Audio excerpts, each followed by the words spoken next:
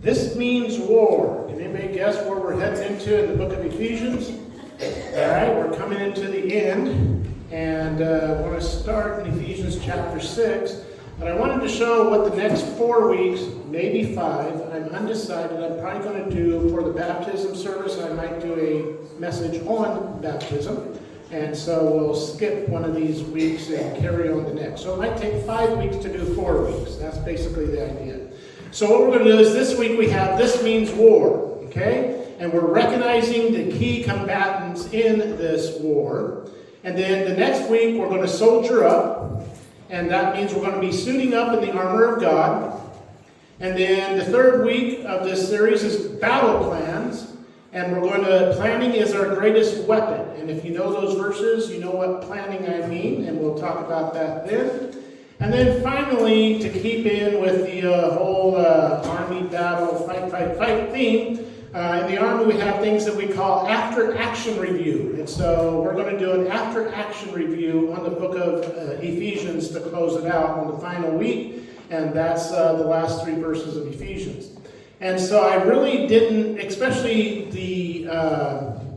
this means we're the first 3 of these.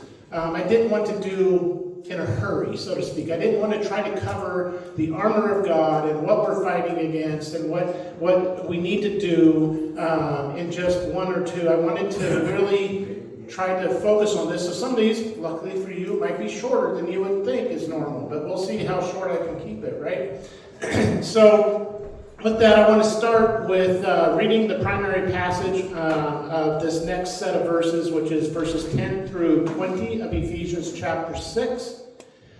It says, "Finally, my brethren, be strong in the Lord and in the power of his might. Put on the whole armor of God, that you may be able to stand against the wiles of the devil. For we do not wrestle against flesh and blood, but against principalities, against powers, against the rulers of the darkness of this age, against spiritual hosts of wickedness in the heavenly places. Therefore, take up the whole armor of God, that you may be able to withstand in the evil day, and having done all, to stand. Stand therefore, having girded your waist with truth, having put on the breastplate of righteousness, and having shod your feet with the preparation of the gospel of peace. Above all, taking the shield of faith, with which you will be able to quench all the fiery darts of the wicked one. And take the helmet of salvation and the sword of the Spirit, which is the word of God. Praying always with all prayer and supplication in the Spirit, being watchful to this end with all perseverance and supplication for all the saints. And for me, that utterance may be given to me, that I may open my mouth boldly to make known the mystery of the gospel, for which I am an ambassador in chains, that in it I may speak boldly as I ought to speak." Okay, so the first thing I want to do is I want to talk about Paul's understanding of Rome at the time and the Roman army, and why it's such a cool thing that he's using this whole idea of warfare and armor and all these things in explaining what we as a church need to do and how we need to be. Because the Roman legions of the time, I looked up why were the Roman legions so powerful or whatever, okay? And I got some information. And so first off is the Roman legion, and you got to realize Paul very much knew this. He was a Roman citizen, okay? The Jews were being they were under Roman rule, and so they very much was a part of their life to understand this. And it says Roman legions were formidable due to their disciplined training, tactical flexibility, and superior organization. They were not just a collection of strong individuals, but a cohesive fighting force built on standardized equipment, formations, and a strong sense of collective identity. And so Paul gives us this armor of God, which is the main thing everybody focuses on. There's nothing wrong with that. But this idea is this group that I want to talk about is it's not just a collection of strong individuals that the Roman legions were. Okay? That means I refer to this as you might be a strong Christian. You might think that you've got it all figured out. But it's not just about you. It's not just about your battle and your fight with the forces of evil, right? Because that's not what Paul is referring to here. It's just a collection of good, strong Christians, right? But it's a cohesive fighting force. Okay? Cohesive, meaning we're all together, we're one, we work as a team and in unity. Okay? And they're built on standardized equipment, meaning Rome provided the army to the soldiers. Okay? They didn't have to bring their own stuff to the army. They were provided it, and they were required to care for it once it was provided.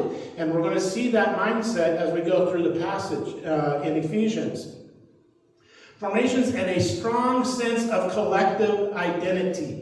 This is what we as a church, we should have a strong sense of a collective identity as a church, okay? We are not just a group of people, or we should not be just a group of people that come on Sunday, and that's it. It's what we do on Sundays. No, we have a collective identity as being the church of Christ. We are the bride of Christ that we've spent a lot of time on in the book of Ephesians talking about, and what that looks like.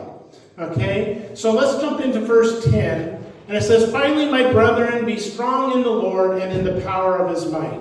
Right off the bat, we see that finally that Paul is coming into a close of his letter. He's letting the Ephesians know, and he's saying, "My brethren." So this next section that he's talking to is not just any everyday old Joe. It's brethren. It is the church. He is talking to saints. When you see my brethren in Scripture, 9 times out of 10, if not 99 times out of 100, if not 100 times out of 100, is talking about believers. So my brethren he's talking about fellow believers. And then this here is where I want to try to shed some light on this, because it says, "Be strong in the Lord." And another way to look at it, many versions might say, "Be empowered in the Lord and in the power of his might." Okay, we talked about this a little bit way back when in chapter 1. Anybody remember chapter 1? Don't answer that question. So way back in chapter 1, Paul had a prayer for the saints at Ephesus, for the believers in Ephesus, that we can apply to ourselves. And he used this same mindset. So he's bringing it back in his closing of the letter, the same prayer that he had. And he's saying, "Be empowered in the Lord and the power of his might." So if we look quickly at chapter 1, starting in verse 17, we see this prayer, and I had to figure out where to cut it and where to come in at. But it says that the God, so he's saying that he's praying for you, for the saints always, that the God of our Lord Jesus Christ, the Father of glory, may give to you the spirit of wisdom and revelation. And we talked about that. And in the knowledge of him, of God, the eyes of your understanding being enlightened, that you may know what is the hope of his calling, what are the riches of his glory, of the glory of his inheritance in the saints, and then finally, and what is the exceeding greatness of his power towards us who believe. That exceeding greatness is like extra great. It's like greatly greatness, or exceeding exceedingness. You know, it's a hyperbole that Paul uses to really just emphasize how great it is that his power is towards us who believe, according to the working of his mighty power, which he worked in Christ when he raised him from the dead and seated him at his right hand in the heavenly places. Because that's the thing, when you think about raising Christ from the dead, think of the immensity of the power to raise somebody from the dead. It's the greatest thing that our minds as humans can comprehend, because many people think that death is the end, and we all know better, it's not the end. And so to raise somebody, the amount of power and energy and might that it takes to bring something back to life. And he seated him, Christ, at his right hand. Okay, and so finally, my brethren, by being empowered. Another way is to look at this is that there is this concept in Greek language that is called a passive middle voice. And I'm not going to give you a Greek lesson because I don't know Greek, and I'm not going to give you an English lesson because I barely know English, okay? But this passive middle voice is this idea that we are the brethren, right? And we are both the recipient and the agent of the power that is being acted upon us by God. So I would try to explain passive versus middle, but the idea is that it's not us. Bottom line, we are just the vehicle by which God moves through us. We don't add anything to the equation except being a willing vessel. Okay? And so this power is being directed through us, and it's through us. And so I kind of say it's empowered in, through, and by the Lord, because each individual of those statements in the English language just doesn't quite give it the credit it's due, because you kind of think that you're part and parcel to the need for this, and you're not. You are just you're the passive voice. You're the one that is just the vehicle by which God empowers us through the power of His might. It's all Him. We're just the vehicle. Okay? And so I want to show a couple of examples in the Bible of this. And the first one we'll see is that in 2 Corinthians 12:9, and then in 10b, many of us are familiar with this. And Paul, he has a thorn in the flesh, he calls it. And 3 times he asked God to take it from him, and God did. And so Paul said that he gets an answer from God, and it says, and he, uppercase he, so Christ, said to me, my grace is sufficient for you. My strength is made perfect in weakness. Okay, so Paul is not contributing anything to this equation, okay? He's just contributing the willingness to be there. It says, Paul says, therefore most gladly I will rather boast in my infirmities, that the power of Christ may rest upon me. Okay? For when I am weak, then I am strong. That's right. It seems like a contradiction in terms. It seems like an oxymoron or whatever you call it, some fancy word, but it's a conflict of what he's saying, that when I am weak, I am strong. Like, no. Because exactly, when we admit that we can't do it in and of ourselves, that it's the power of God working through us, then we are strong, because it's Christ that is strong in us. Another one of my favorites that shows this, that Paul trying to tell us as believers, he's speaking to the Philippians church here in chapter 2, verses 12 and 13. It says, therefore, my beloved, and again, beloved is kind of like brethren. He's usually talking to believers when he says beloved. He says, as you have always obeyed, not as in my presence only, but now much more in my absence. Remember we talked about men pleasers and eye service a few weeks ago? Paul's saying you guys aren't being eye pleasers and men pleasers, right? Because you're doing what you're supposed to be doing even when I'm not watching you. Okay, so not as in my presence only, but now much more in my absence. Work out your own salvation with fear and trembling. For it is God who works in you both to will and to do for His good pleasure. Okay? It's not us. We are just obeying God by being the willing vessel for God to work through us, because we love Him and we want to be used by Him. Okay? So finally, my brethren, be empowered in the Lord and the power of His might. Okay, then continuing on to verse 11, it says, put on the whole armor of God, that you may be able to stand against the wiles of the devil, for we do not wrestle against flesh and blood. And we'll cover the first part of verse 12 here and get to the next one. Put on. I've talked about this idea of put on. This is the idea that you're discarding something old and you're putting something new on, meaning that you're putting on a new office or a new position. You're a soldier, so you're putting on the armor, and you're discarding what you had before. It's like this idea that you're taking it off, not to put it on again. Once you were a civilian, now you're in the Lord's army, and we're going to have fun with that next week, is that you are leaving that world behind. You are now a soldier in the Lord's army, so put on the whole armor of God. And the whole armor of God, again, this, like I said, the Roman Empire provided the weapons and the armor that the Roman legions had. God is providing us the weapons. It's not of our own doing, of our own making. God is providing this armor for us. Okay? Another thing, too, is that there's this idea through these verses in Ephesians that the verbs are plural. And this was really cool to me, because the verbs being plural means that Paul's not talking to an individual. He's talking to the church. This is a group effort. We all are to put on the armor of God. We are all to be servants of God. It's the same thing that the cohesive collective unit or a collective identity that the Romans, that's what we're supposed to have. This is part of the armor. It's not just, because I think a lot of times we look at and we do personal studies maybe of Ephesians, and we get to the armor of God and we're like, yeah, I need to put on the armor of God. Yeah, I need to do this. But it's not just that. We need to put on the armor of God. We will fail as a unit, but we will succeed say that right? As a group. We will succeed as a group, but as individually we will fail. Okay? That's why we need the church. And it says that you may be able to stand. And this word stand, when you think about it, sitting takes no effort. Maybe in some of these pews, when I talk too long, it might take some effort, right? But sitting, laying does not take any effort. Standing takes effort. Standing requires balance. It requires muscles. And in fact, in the fighting sense, stand is very much a stance.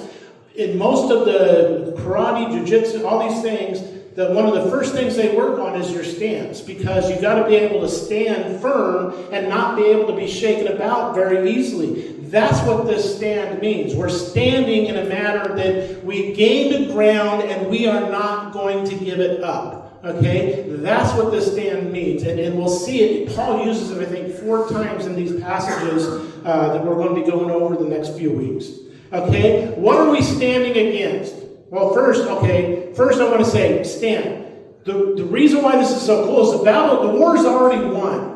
And the battle's already been won. We just need to recognize that, and we're going to talk about that, because I want to show how Christ won the war. And there's one part of this passage I want to read that's at the end, but I got to build it up with what comes first, because there's a cool statement at the end of this that I find a little bit humorous, maybe.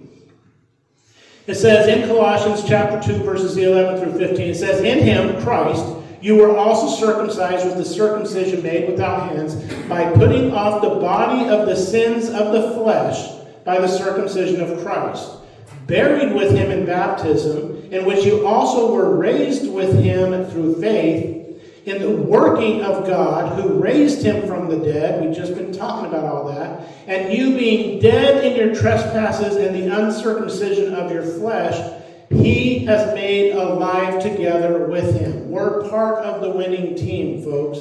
"Having forgiven you of all trespasses." And look at this next part. This is really cool. I think some of you may have heard what I'm getting ready to speak about again. It says, "Having wiped out the handwriting of requirements that was against us." The law was against us. We were guilty under the law. There was a writing, a conviction in writing, so to speak, that we were guilty. We were trespassers. They had written it down. It was tacked on. They knew we were guilty, and it was contrary to us, meaning it wasn't for our good. And he has taken it out of the way. Why? Having nailed it to the cross. So you take that ticket that maybe Craig may have given you in the past, and he took that guilty verdict and he nailed it to the cross, okay? He took it away from you. You're no longer carrying it. You're no longer guilty of it, because it's been nailed to the cross, having disarmed principalities and powers. He took everything they had against us.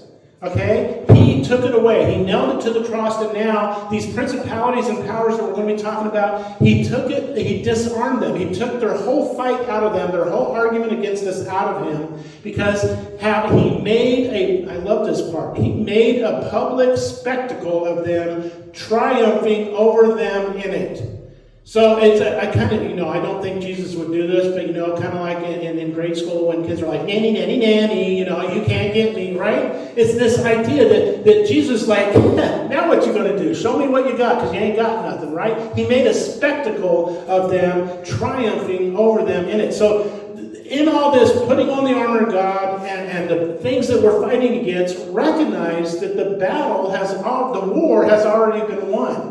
We need to remember that. We are victors already, okay? And it says, and so what are we standing against? We're standing against the wiles of the devil. This word wiles here is only used twice in the New Testament, and it happens to be by Paul, and it happens to be in Ephesians, okay? So we don't get a lot of verses to see what he really means, but it's not that hard, okay? Because what Paul means is saying the wiles of the devil is like this guy. Wile E. Coyote, right? How many know the wiles? So this idea of the wiles is the plans, it's the scheming, it's how am I going to get you? And it's all this. And basically, that's what the devil's doing, but it stacks up kind of like Wile E. Coyote's plans to get the road runner, right? That's what and I want to be careful because it's serious business that we're in.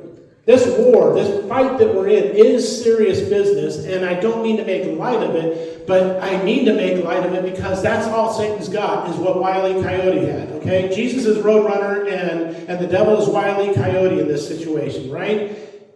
He just can't get there from here, okay?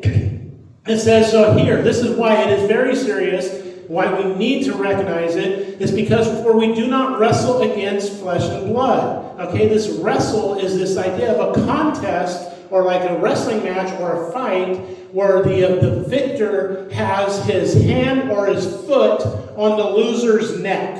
Okay, it's that type of a wrestle. You are wrestling essentially to the death because if the person doesn't, I give up, you can crush their neck, right? And so this wrestle, we're not wrestling against flesh and blood. We're not fighting with each other. We're not going to blows with each other, okay? That's not why we have issues with one another. We shouldn't, but we try, right? We're all human. We all have our own mindsets and backgrounds. And it says, so what are we fighting against? But against principalities and powers, against the rulers of the darkness of this age, against spiritual hosts of wickedness in the heavenly places. What I wanted to do is kind of figure out what's principalities, what's powers, what's rulers of darkness. I wanted to really dive deep and try to just point out, each one of these. Well, sad to say that they're really very similar with each other. Paul is essentially saying that principalities, principle, right? The principle is the number one at the school. Principalities is number one. It's the first, so it's against the powers. And the powers is again of this world, that mindset, and against rulers. And it's a little confusing because rulers of darkness implies the devil, but devil is singular and rulers is plural. But it's really implying that the devil and his demons, the devil and the fallen angels that he has part of him, that's what is the rulers of darkness of this age. The devil is set free on this world right now. He is the prince of the air. He is the prince and the power of the air. Christ is going to take it back.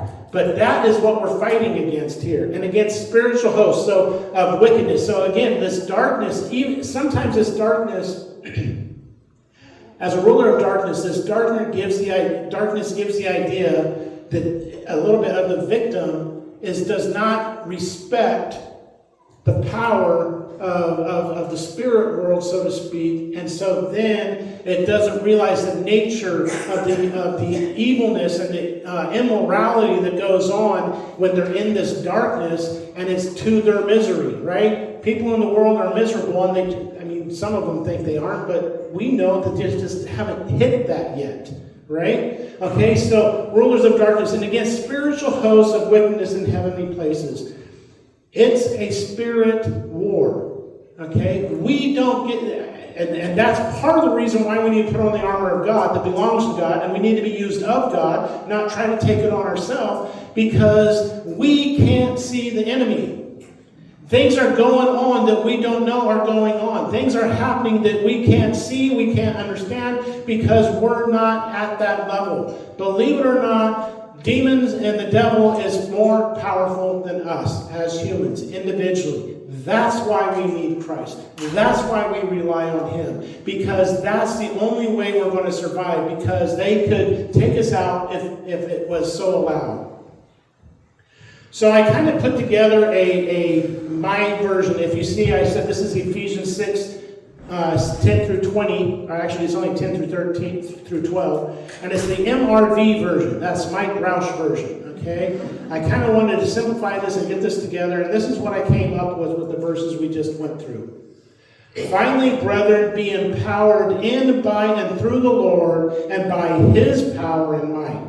Put on the whole armor that belongs to God, that you may be able to stand and hold ground against the wiles of the devil. For we do not war against flesh and blood, but in the version of Hawaiian Pidgin, but against all that bad kind stuff you know can't see. Okay? we can't see that stuff. We don't know what's going on. But that's why when we get into the armor of God, we're going to soldier up next week and get into the armor of God. And that's why, because these are the things we're fighting, not each other, and and even more so, we shouldn't be fighting in here, but we are human. We grate on each other, and that's part of maturing as a body of Christ, but also to the people outside the world.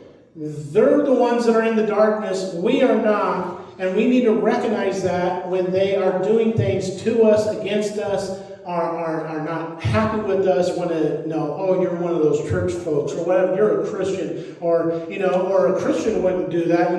They're constantly being, well, you got to recognize we hold our ground and stand firm because they are in darkness and they are being influenced by, basically, if you're not a Christian, you're free game to the devil to be used by. It's sadly that's the truth of it. It may not be God is in control and will allow or not allow, much like we saw that happen with Job in the Old Testament. But if you're not a believer, you're in danger of the devil using you for his own schemes. Okay, so that leads me to my so what. So it is, we are in God's army. He provides the equipment, and we are the conduit of his power and might over the forces of darkness. And then the point to ponder, and I had struggled with how to come up with this idea, it says, what difficulty are you going through now that by recognizing it as spiritual warfare will help you rely on God more? Everything we go through in life, everything, every trial, every struggle. My son Caleb's needing a job. Chris has just faced a very serious trial. Janet's going through, and I'm not trying to single out anyone or miss anyone. But we all have these things that we're going through, and it's not about this earth. It's not about this planet that we're on. It's spiritual warfare. And if you can recognize that it's something bigger and broader than you, and not get stuck in your misery and your suffering, but recognize that God's got the big picture. That's why we put this armor on, so that we can rely on that armor to protect us, that God provides us. And then for next week, begin memorizing Ephesians chapter 6, verse 13. And then read 2 Corinthians chapter 10. It's a little bit deep. You might have to read it a few times, but it does talk a little bit more about the powers and the principalities of this world and things, and it's a good, just a good addendum to what we're here in Ephesians. Okay?